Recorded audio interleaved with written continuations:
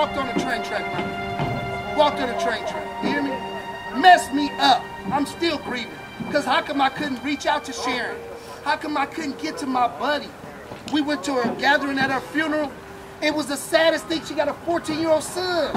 It was the saddest thing on earth because I love her like I do my family. And I couldn't reach her. I didn't try hard enough. You hear me? She called me a couple times. I just thought she was going through something. She killed herself. You don't want that. You don't want that pain of letting your family down. Somebody knows somebody that didn't smoke the blunt and just was like, man, he messing up. You gotta go tell him he messing up. I don't need you to go tell Coach Davis. I don't need you to go tell Pat King. Go tell him. Because you're gonna need that guy. Everybody is important. Everybody has a role to play on this team. You hear me? So it's important that you guys get this message from me. Stay focused, please. I beg you, don't lose track of your goal. Your goal is to come out here and compete at a high level for the whole season. You don't come on 1 week, oh, we got week length of this week, I can miss practice. Nah, that's not the play. You have to commit yourself to this thing for the whole process. And you know that the end result is gonna be beautiful, man. I know for a fact one of my favorite football players that I've covered in the Weston Ranch uniform is in prison right now. I know for a fact. A dude that I never heard curse, a dude that I've never seen take a day off, worked his tail off every year. He's in prison right now. One bad decision. Yeah, that's all it takes. That's all it takes. And he was an all VOL guy. A stud. You hear me? Parents there in this corner doing everything. And one bad decision will take your freedom. So I'm not just telling you something that I've heard or that I read or I saw on Rush Limbaugh. I know. My DC number is G05099. I did over 1,900 days in prison for one decision. Sympathy, we all know what sympathy is. Empathy is putting yourself in their shoes. Sympathy is, oh, that's bad for him, man. I wish that wouldn't have happened to him. I want empathy. What if it was your mama? What if it was your grandmother? How you had to feel his pain.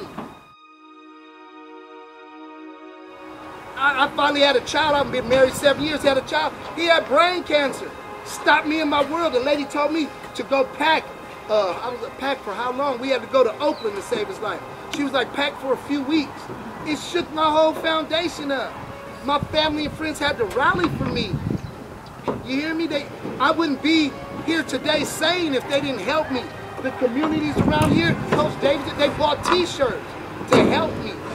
That's what you guys gotta be. You gotta be family for each other. You shouldn't have to depend on no one else. Everything that you guys need is gonna come from right here. You hear me? Right here.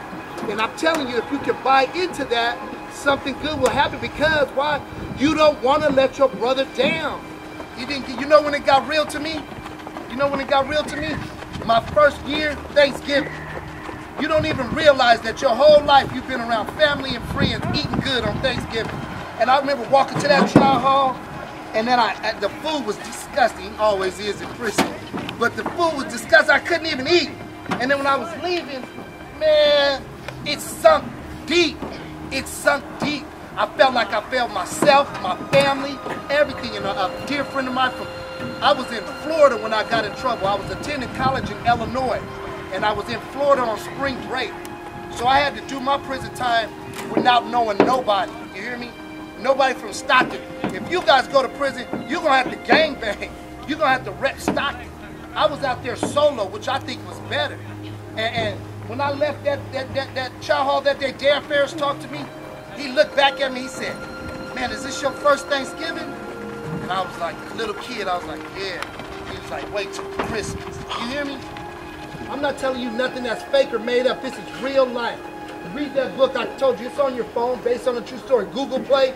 They give you 3 or 4 or 5 chapters for free. Just read it. I was a senior in college, man, and woke up one day gone. I'm going to leave you guys with this. Please, don't use your second chance. You hear me? Don't use your second chance. I know you might get one. Some of you might already be on your second chance now. But listen, don't make it